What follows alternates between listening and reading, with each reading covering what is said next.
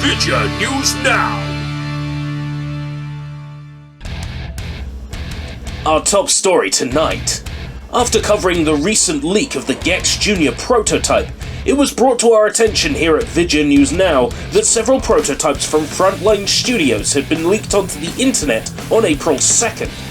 A bunch of prototypes leaked onto the internet isn't always newsworthy, but these prototypes mostly relate to an unreleased Duke Nukem game, which would have been bound for the PSP. As someone who had been following that game's development until it was canned, uncanned and canned again, and then finally released on the DS as a shell of its former self, getting my hands on a prototype of this game has always been a dream.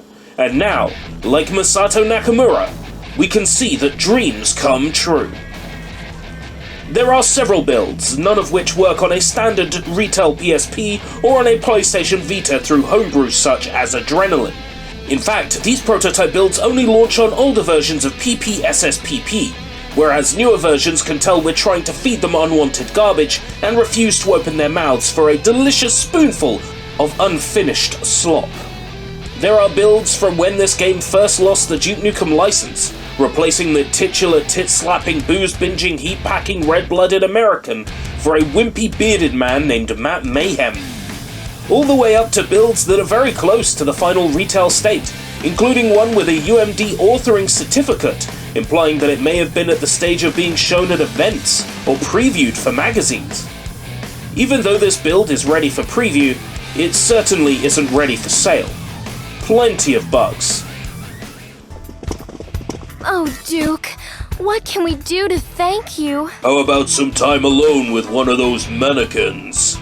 Why is there a chunk of the wall missing? Oh, what's wrong with your face? What is particularly interesting about this leak is that it doesn't just come with multiple builds of the game, each at varying levels of completion.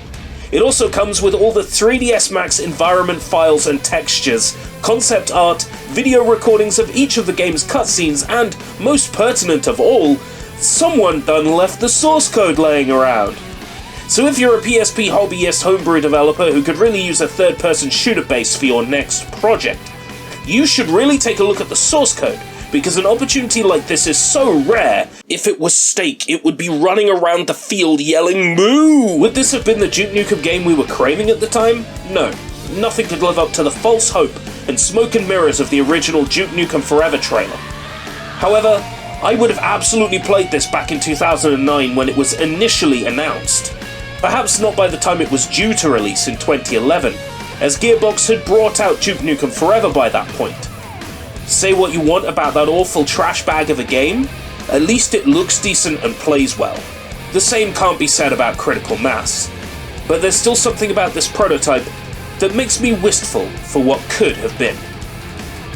In this never-ending battle to unearth the secrets that developers and publishers have deliberately buried, it is the discovery of prototypes like Duke Nukem Critical Mass and its bastard brother Extraction Point Alien Shootout that serve to remind us, at least they're still, a beauty worth fighting for.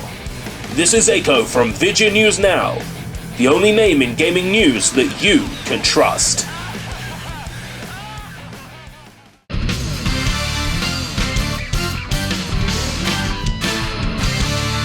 Vidya News Now.